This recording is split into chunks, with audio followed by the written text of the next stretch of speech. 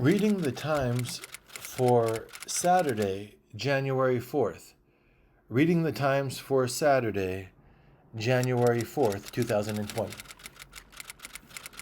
The U.S. and Iran exchanged more threats as Democrats question timing of strike. The United States and Iran exchanged escalating military threats on Friday as President Trump warned that he was prepared to take whatever action is necessary if Iran threatened Americans, and Iran's Supreme Leader, Ayatollah Ali Khamenei, vowed to exact vengeance for the killing on Mr. Trump's order of Iran's most valued general. Mr. Trump said that the killing early Friday of General Soleimani, the commander of Iran's powerful Islamic Revolutionary Guards Corps, was long overdue, though he insisted he did not want a larger fight with Iran. Dalia Dasa K, an Iran expert at the RAND Corporation, a research organization, said the killing of General Soleimani was a major escalation beyond proxy conflict to a direct conflict with Iran that is likely to be viewed in existential terms on Iran's side, especially in the wider context of Mr. Trump's continuing sanctions campaign to isolate Iran. A shocked Iraq reconsiders its relationship with the U.S. If Iran can erase the U.S. military presence in Iraq, and all it has to do is give up 5 Iranian military men, would Iran do it? I think the answer is yes. The United States has nearly 5,000 troops in Iraq on a handful of bases. The U.S. diplomatic and military presence will end because Iraq asks us to depart, or our presence is just a target, or both. The result will be greater Iranian influence, terrorism, and Iraqi infighting. More than 16 years after the American invasion of Iraq, a devastating conflict that cost close to $1 trillion and claimed about 5,000 American lives, Iran is the dominant power in Iraq, and its grip on Baghdad was on vivid display this week, even before General Soleimani's killing. Kenneth M. Pollack, a former CIA official who is an expert on Iraq and Iran at the American Enterprise Institute, said the assassination means that, at least for a time, Iraqi politicians will be less fearful of Iran and more willing to listen to the Americans. The Iranians in Iraq, he said, have lost their leader, will be on their heels, trying to figure out what to do next. Qasem Soleimani, master of Iran's intrigue, built a Shiite axis of power in the Middle East. In Mr. Petraeus' telling of the story, he was shown a text message directed to him. General Petraeus, you should know that I, Qasem Soleimani, control the policy for Iran with respect to Iraq, Lebanon, Gaza, and Afghanistan. Years later, General Soleimani personally and mockingly addressed another American leader, President Trump, who in July 2018 warned Iran's president not to threaten the United States. Then he got up and approached me and kissed my forehead. The same trove of documents contains evidence that General Soleimani is not universally admired within Iran. Iran's expansionist policies in Syria, Iraq, and Lebanon have been contentious at home among ordinary Iranians, and some reformist politicians who saw money and resources diverted from Iran to fund General Soleimani's missions. For Trump, a risky decision on Soleimani is one other presidents had avoided. Senior officials said the decision to target General Soleimani grew out of a new stream of Iran threats to American embassies, consulates, and military personnel in Syria, Iraq, and Lebanon. The threat of inaction exceeded the threat of action. Still, officials offered scant details and only general explanations for why those reported threats were any different from the rocket attacks, roadside bombings, and other assaults carried out by General Soleimani's Quds force of the Islamic Revolutionary Guards Corps over the year. The mission to target General Soleimani was set in motion after a rocket attack last Friday on an Iraqi military base outside Kirkuk killed an American civilian contractor, according to senior American officials. United Methodist Church announces plan to split over same-sex marriage. A group of leaders of the United Methodist Church, the second largest Protestant denomination in the United States, announced Friday a plan that would formally split the church, citing fundamental differences over same-sex marriage after years of division. After last year's conference, she said, it just didn't look like that was even possible anymore. In the months following, Bishop Harvey and 15 other church representatives came together in an informal committee that determined separation was the best means to resolve our differences, allowing each part of the church to remain true to its theological understanding. The United Methodist Church is only the latest denomination to be roiled with intense and exhausting theological disputes over the place of LGBT members and clergy. Local churches will choose whether to join any new traditionalist denomination or remain in the United Methodist Church. Trump rule would exclude climate change in infrastructure planning. Federal agencies would no longer have to take climate change into account when they assess the environmental impacts of highways, pipelines, and other major infrastructure projects, according to a Trump administration plan that would weaken the nation's benchmark environmental law.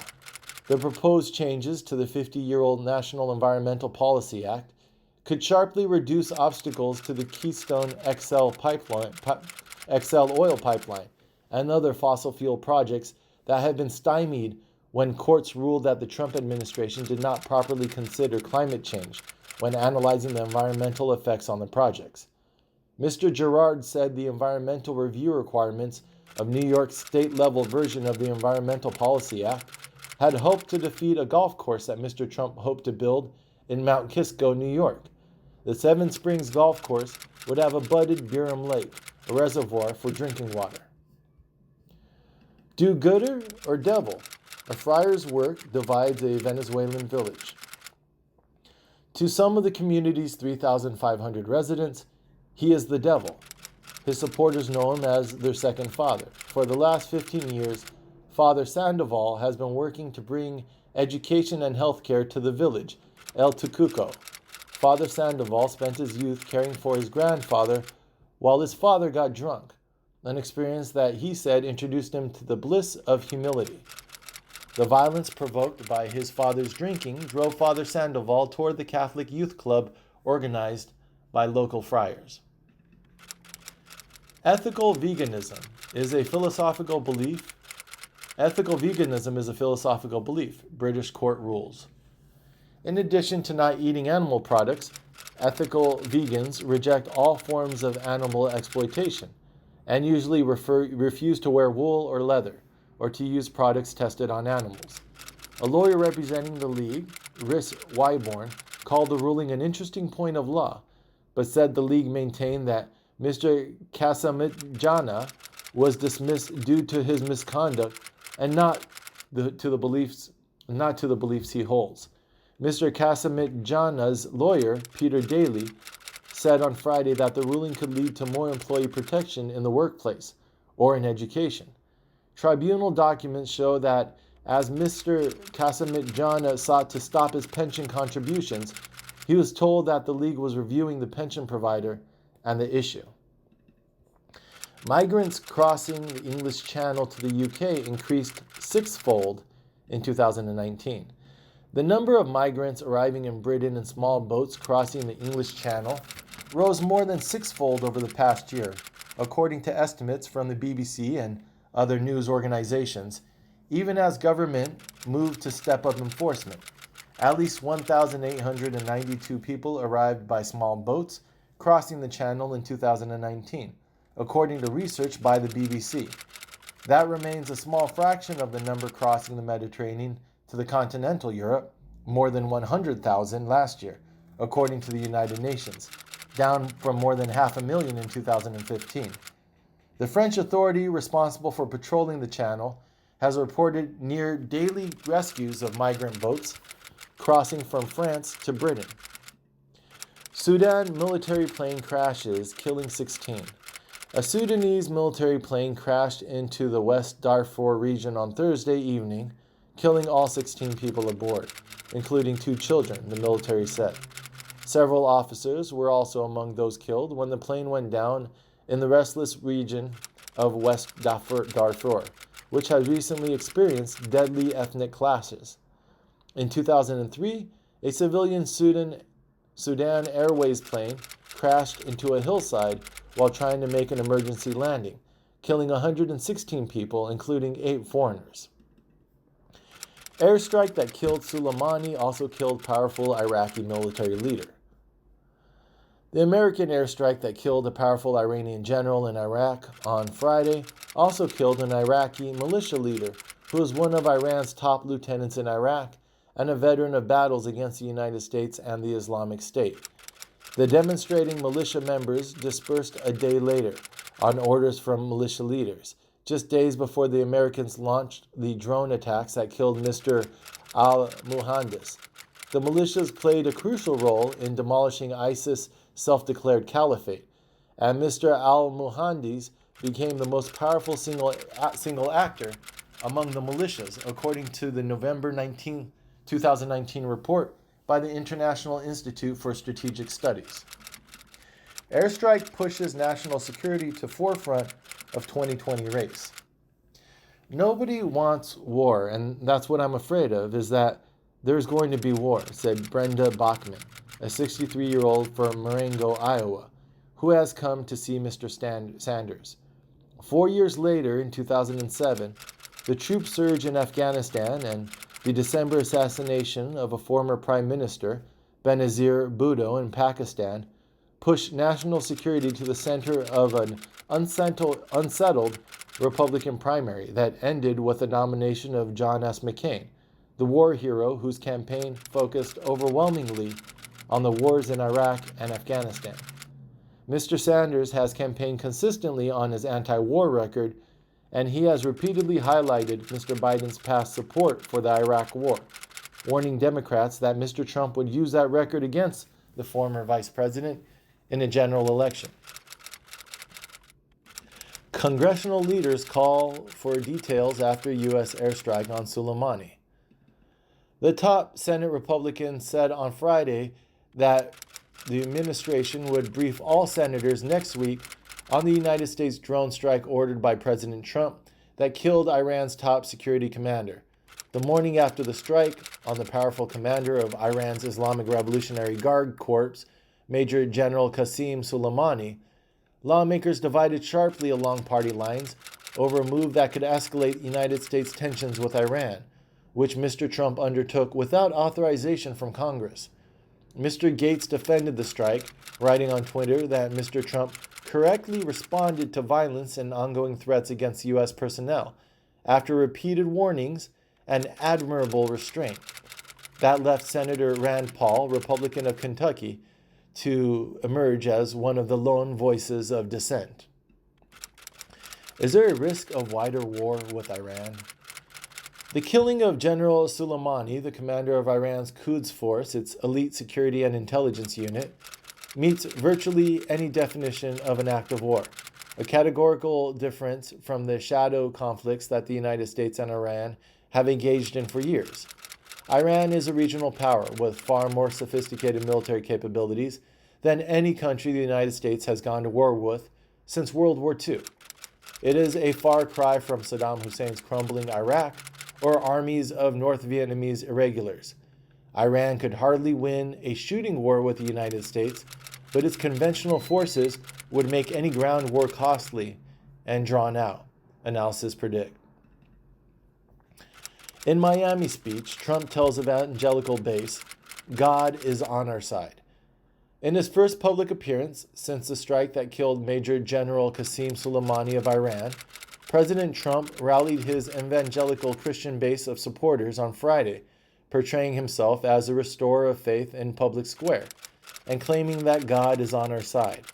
Mr. Trump brought to the stage Cissy Graham Lynch, a granddaughter of Billy Graham, the founder of Christianity Today, to offer an implicit rebuke of the magazine's recent editorial calling for his removal from the White House.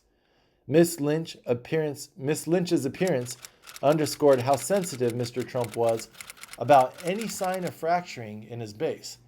Many evangelical allies denounced the editorial, and Miss Graham Lynch vowed on Friday to help Mr. Trump win re-election. The event had been planned for several weeks as an opportunity to highlight Mr. Trump's support from a group of voters who were critical to his victory in 2016. For Trump, a risky gamble to deter Iran. While senior American officials have no doubt the Iranians will respond, they do not know how quickly or how furiously.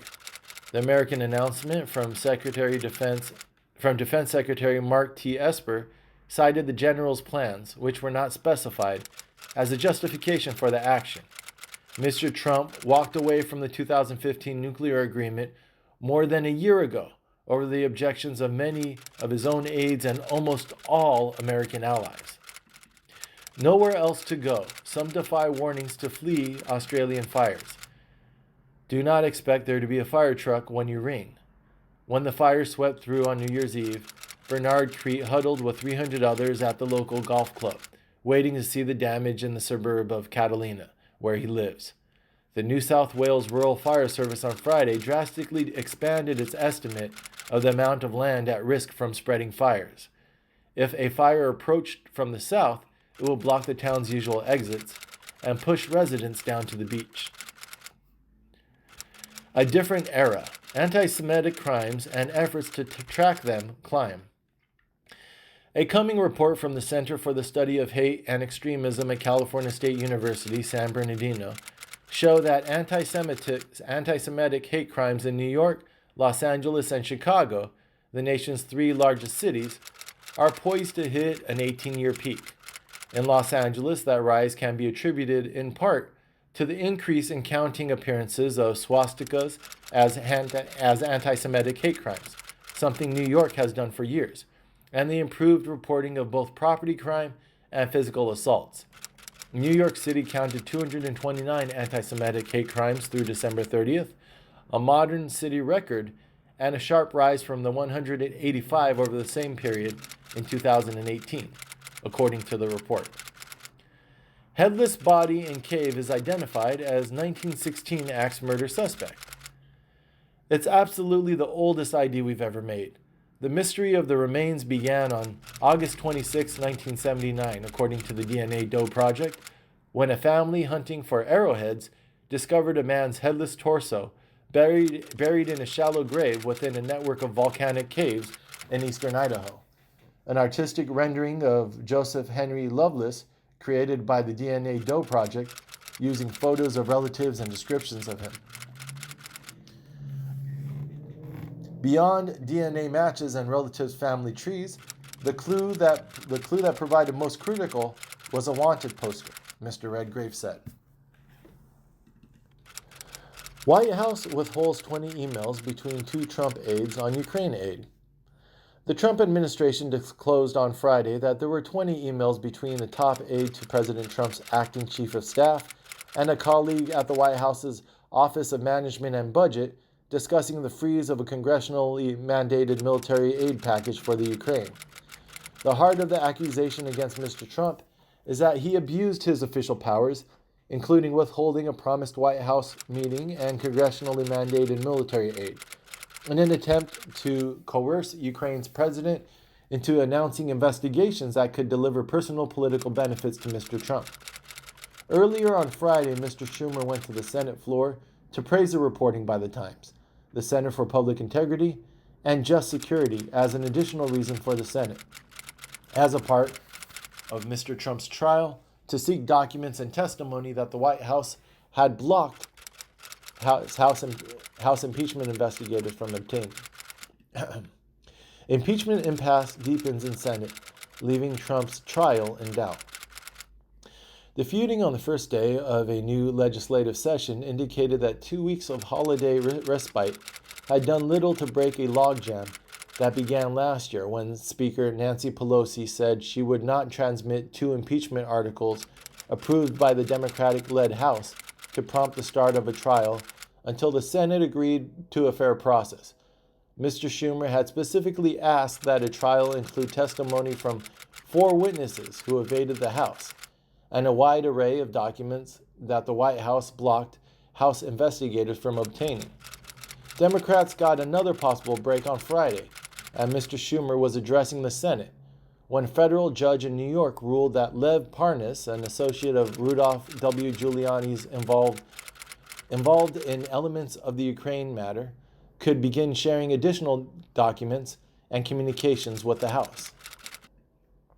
Trump pulls back efforts to enforce House desegregation.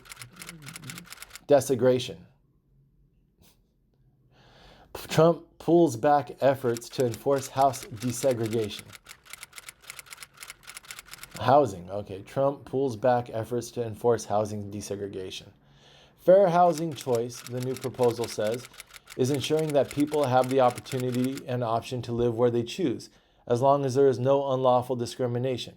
Ben Carson, the Secretary of Housing and Urban Development, said in August 2018 that the current rule, which was designed to expand affordable housing choices, is actually suffocating investment in some of our most distressed neighborhoods that need our investment most. Fair housing experts worry that the Trump administration is merely trying to get the Department of Housing and Urban Development out of civil rights enforcement.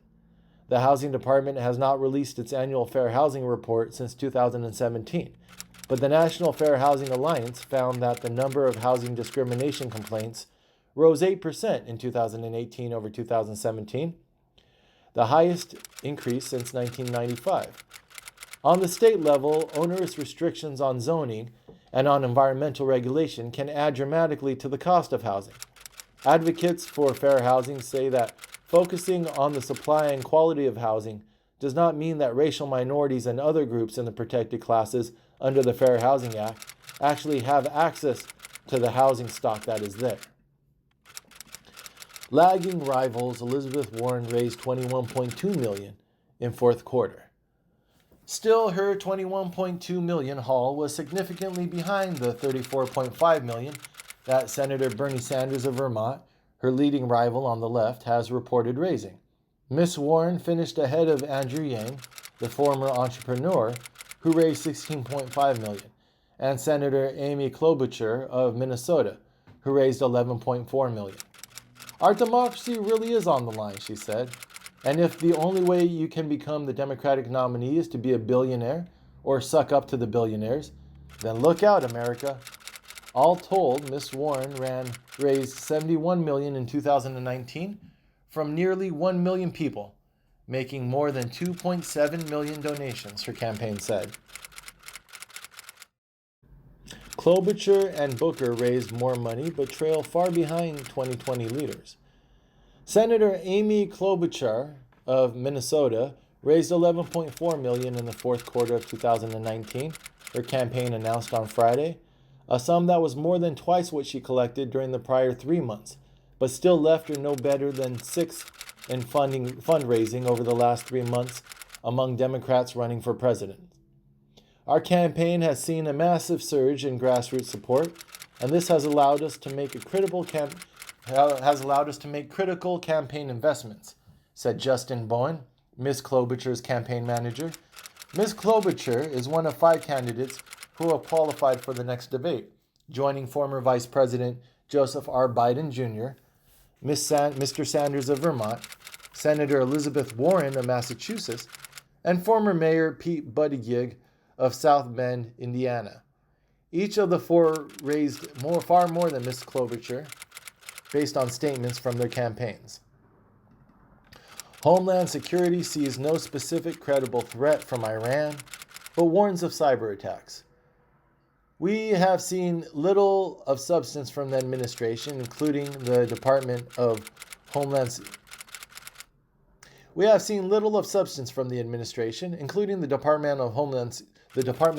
Security, on how it's planning for any contingencies, said Representative Benny Thompson, Democrat of Mississippi, and the chairman of the Homeland Security Committee.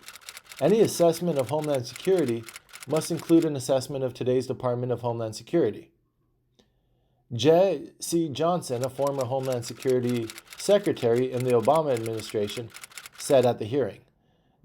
John Cohen, a former acting Undersecretary of Homeland Security for Intelligence, who led the agency's efforts to counter Iran, said the White House and the Department of Homeland Security must develop a comprehensive plan after Iran's threat and then work with local governments to carry it out. Phil Rowe, Tennessee Republican, announces retirement from Congress. After prayerful consideration, I have decided to retire at the end of the 116th Congress. An Army veteran and the top Republican on the Veterans Affairs Committee since 2017, Mr. Rowe is now the 26th member of his caucus to leave before the next Congress because of retirement or ambitions for a different political office. In a statement, Mr. Rowe cited the VA Mission Act, an overhaul of veterans' health care, as one of his signature accomplishments in Congress, as well as revisions of the GI Bill for post-9/11 veterans. As the chairman of the Veterans Affairs Committee, he worked with Democrats on those laws and other efforts to support veterans, voicing optimism that Congress would approve new legislation to assist veterans in crisis and prevent suicides. The game has changed. The game has changed, the Defense Secretary Mark Esper said Thursday before the general was killed, vowing preemptive action if the United States detects plotting by Iranian-backed forces to attack American interests in the region. Mr. Trump said Friday afternoon, "We took action last night to stop a war. We did not take action to start a war."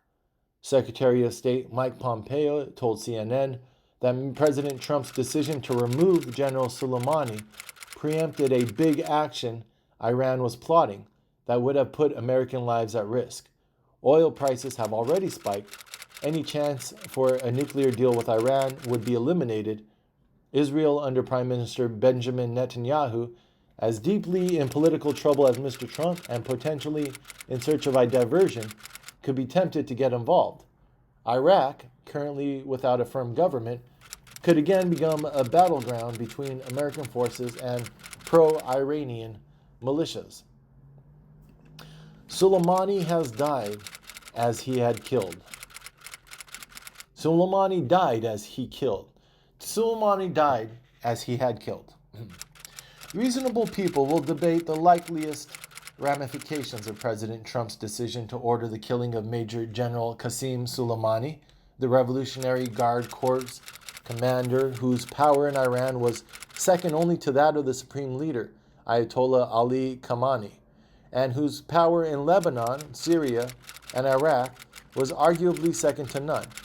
In 2003, Filkins wrote, Americans received intelligence that al-Qaeda fighters in Iran, operating with Tehran's protection and consent, were preparing an attack on Western targets in Saudi Arabia. Despite U.S. warnings to Iran, terrorists bombed 3 residential compounds in Riyadh, killing 35 people, including 9 Americans. In 2004, Soleimani began flooding Iraq with lethal roadside bombs known as explosively formed projectiles, which, according to retired General Stanley McChrystal, killed hundreds of Americans. In 2005, the former Lebanese Prime Minister Rafik Hariri and 21 others were killed in a massive car bombing in Beirut, carried out by Hezbollah. The approximate reason for Soleimani's killing, according to a Defense Department statement, is that he was actively developing plans to attack American diplomats and service members in Iraq and throughout the region. If so, and it hardly stretches credulity that he was, the strike was an act of preemption. Australia is committing climate suicide. The images of the fires are a cross between Mad Max and On the Beach. Thousands driven onto the beach in a dull orange haze. Crowded tableau of people and animals, almost medieval in their strange muteness. Half Bruegel, half Bosch, ringed by fires, survivors' faces hidden behind masks and swimming goggles. The fires have already burned about 14.5 million acres, an area almost as large as West Virginia, more than triple the area destroyed by the 2018 fires in California, and 6 times the size of the 2019 fires in Amazonia. Mr. Morris has tried to present the fires as catastrophe as usual, nothing out of the ordinary. Julian Castro is worth more out of the presidential race than he was in it. As the race is only Latino, extremely well-versed in policy and comfortable on the stump and the debate stage, Mr. Castro is in a unique position. If and when he endorses one of his former rivals, he will be a huge asset to the fortunate candidate. Remember how Beto O'Rourke entered the first Democratic debate to high expectations? Remember how Mr. Castro thoroughly gutted him in their exchange during that debate over unlawful immigration and left him basically for dead? Even if you weren't a fan of Mr. O'Rourke, you may have cringed as you watched it. Lots of viewers thought him impudent or underhanded for asking Mr. Biden, "Are you forgetting what you said just 2 minutes ago?" Mean though it might have been, it put a spotlight on Mr. Castro's skills as an attack dog, and it hurt Biden. Fears of war after killing of Iranian general. The Trump administration's targeted assassination of Iran's top military leader, Major General Qasem Soleimani, carried out without congressional authorization or any serious consideration of the consequences, is its latest step toward an avoidable and disastrous war with Iran. Our current tensions with Iran can be traced back to the Trump administration's abandonment of the Iran nuclear deal and its campaign of maximum pressure against Iran's economy. In his obsession to undo all Obama accomplishments and cheered on by both domestic supporters and several Middle Eastern countries, President Trump threw aside the main path for dialogue with Iran. Amy Klobuchar's doggedness and diligence. Last fall, my brother and sister-in-law hosted an event for Amy Klobuchar. It overflowed their small home. People left impressed, though not everyone pledged to caucus for her or took a yard sign with them. It was a get-acquainted opportunity with a candidate who is characterized by strong suits like doggedness and diligence, which are time-released by definition. As the field winnows, she is still standing, like the green Amy sign I came home with that night and planted in our yard. It wobbles on windy days, but it is rooted deep enough to withstand winter in parts like these and New Hampshire. After that, we'll see if her campaign can muster enough financial fertilizer to blossom in the springtime. In reference to Andrew Ross Sorkin's suggestion that management and employees question and address their company's compensation inequality, this is a different, two editorials here. I suggest that individuals ask themselves the same question. Who is the poorest person you know? Is it your nanny, your house cleaner, housekeeper, your gardener, your dog walker, your mother's caregiver? You could pay them more, and not just the year-end bonus.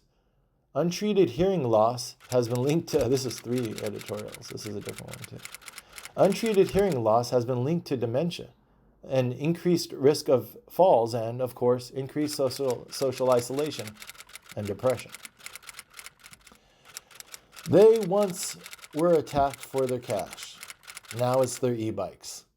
For delivery workers like Leon Decking, having a bike stolen, whether it is snapped off its chains or ripped out from underneath its rider, means losing the ability to make a living.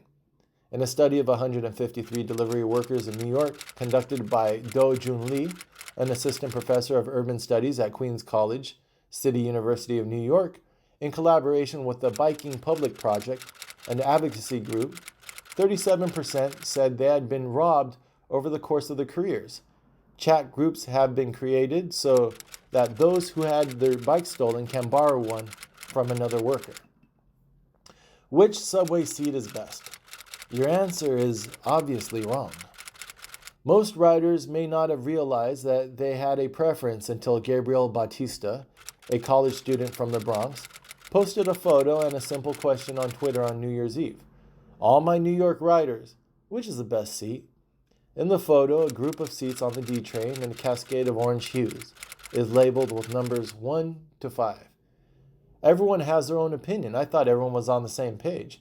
Mr. Bautista struggled to select a seat on the train on Thursday morning, ultimately choosing the seat near the aisle where he could sit sideways. A subway seat debate started the same day that Mr. Byford, the subway leader, touched off another viral post on Twitter when the official subway account referred to him as Train Daddy, a new nickname that has made New Yorkers chuckle. Top education official planned to meet boy for sex, prosecutors say. Mr. Hay, 39, had made plans to meet the boy at a hotel for sex and had booked a whirlpool suite in Neenah, Wisconsin hotel, according to the United States Attorney's Office for the Eastern District of Wisconsin. Mr. Hay's lawyer, Jonathan C. Smith, suggested in a telephone interview that the broader context of the text message cited in the criminal complaint was unclear from the document, and he said he expected his client would plead not guilty.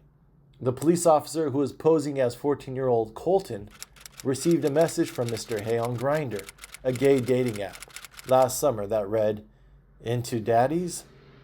The police officer responded, "Maybe. Are you into young guys? I'm 14, not 18. Mr. Hay wrote back, "Yeah, I'm good with that." For the next 6 months, the complaint said Mr. Hay and the officer traded messages about meeting in Wisconsin for sex. Parking meters are rejecting credit cards in Y2K-type glitch. A software glitch that recalled the Y2K bug, which stoked fears that computer systems around the world would crash in the year 2000, was causing parking meters in New York to reject credit cards and prepaid parking cards. Still, parking agents could be seen writing tickets for parking violations, and officials with the city's Department of Finance said tickets incurred during the glitch would have to be paid. Dan Narciso, an elevator repairman who on Friday was parking his van on West 41st Street in Times Square, said after a meter rejected his credit card on Thursday, he downloaded the mobile parking app. Hong Kong considers the future. If you can't afford it, leave. Fewer people describe financial pressures as their main reason for wanting to leave the city these days, said Paul Yip, a professor and director at Hong Kong University, whose studies show increased unhappiness and depression. We are very confused about how to teach a child that Hong Kong is a good place to live, Mr. Chan said as he watched a recent lunchtime protest. Days later, during a meeting on the work trip, Mr. Swin held his phone surreptitiously under the table and watched a video of police officers firing tear gas at protesters surrounding Hong Kong's legislative building. U.S. manufacturing slumps as trade war damage lingers. Manufacturing production appears to remain soft in coming months, reflecting general weak readings on new orders from national and regional manufacturing surveys, declining domestic business investment, slow economic growth abroad, and a persistent drag from trade developments, the Fed said.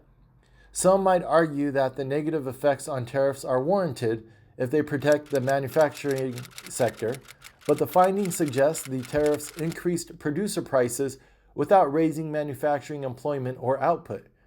The president of the Federal Reserve Bank of Dallas, Robert Kaplan, said economists at his branch expected some stabilization in manufacturing in 2020, though they still expect the sector to look sluggish. Asked whether a significantly weaker manufacturing sector would require additional interest rate cuts beyond the 3 moves that the Fed made in 2019, Mr. Kaplan said, "It depends on what else is going on." He added that he had been looking at the factories along with weak global growth and business investment. Carlos Ghosn at home, but waiting for next move. Although there is no extradition treaty between the two nations, will Japan demand that Lebanon hand him over? Failing that, will it try to bring charges against him through the Lebanese courts? as some Lebanese officials have proposed.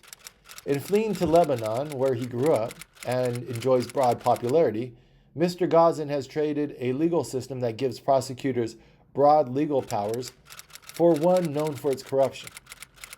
The guy just showed up. The Japanese should be furious at themselves. The conviction among some Lebanese that Mr. Ghazan enjoys mysterious protection at the top has played into a larger sense of injustice fueling Lebanon's 11-week-old anti-government protests, which have targeted Lebanon's corrupt, cozy political elite. Nissan locked Mr. Ghazan out of the house late last year as it broke ties with Mr. Ghazan, but she was back in the house about 2 weeks later, Mr. Karim said. Fed signaled patience as risk calmed, but low inflation remains a concern. The Fed had an active 2019 as officials shifted away from a steady set of interest rate increases to pause before cutting rates 3 times in the face of trade tensions and global weakness. Fed officials saw their current rate setting as likely to remain appropriate for a time, so long as incoming economic information remained broadly consistent with the Fed's outlook for continued solid growth, according to minutes from the central bank's December 10th to 11th meeting, released Friday. Mr. Powell, who leads the Fed's 17 policymakers, has said that he personally would want to see a sustained increase in inflation before considering raising interest rates, and a material miss to the Fed's economic outlook before cutting them. Oil prices jump and stocks slide after U.S. kills Iranian general. While sanctions imposed by the United States have cut Iranian oil exports to a trickle, other critical oil producers, including Saudi Arabia, Kuwait, Iraq, and the United Arab Emirates, are clustered around the Persian Gulf. Ms. Croft wrote in a note to clients on Thursday. With trade wars receding, the heightened tensions in the Middle East may be poised to make a more meaningful impact on the oil market in 2020. Even before Friday's events, oil prices were edging higher as the outlook for supplies tightened. Do problems in the Persian Gulf affect the United States? Thanks to the shale oil boom, the United States is now much less dependent on oil from the Persian Gulf than it once was. Tesla reports record output as Elon Musk achieves goal. Some analysts predict Tesla's stock will rise above 500 because of increasing interest in electric vehicles and the company's strong recent performance. Until now, Tesla output has been limited to its assembly line in Fremont, California. The company has said it has demonstrated an ability to produce more than 3,000 vehicles per week at the Shanghai plant. They're aggressively out there first on the technology, and they've done a superb job. But others will be in that market too. It's not going to be exclusively for Tesla. To Mr. Irwin, the company's stock is egregiously overvalued because many investors still treat Tesla as a company defined by aggressive growth, even though it has matured into something different. Carlos Ghosn was aided in flight from Japan by a former Green Beret. Turkish media outlets have reported that Mr. Taylor and another American were the only people listed as passengers on a manifest for a flight that carried Mr. Ghosn from Japan to Turkey. Mr. Taylor's involvement in Mr. Ghosn's escape was earlier reported by the Wall Street Journal. In Japan on Friday, news outlets reported that Mr. Ghosn walked out of his Tokyo home alone on Sunday but never came back. Tips for paying off your holiday credit card debt. Still, with the average card interest rate about 17%, carrying a balance on a credit card is expensive. After creating a list of your card balances and their interest rates, Mr. Wernig said, try calling the card companies to ask if they lower your rate. Take out a home equity line of credit to pay the credit card balances. May get you a lower interest rate, but you'll probably have fees to arrange it. And unlike credit card debt, the line is secured by your home. That has been Reading the Times for Saturday, January 4th, 2020. There's Reading the Times for Saturday, January 4th, 2020.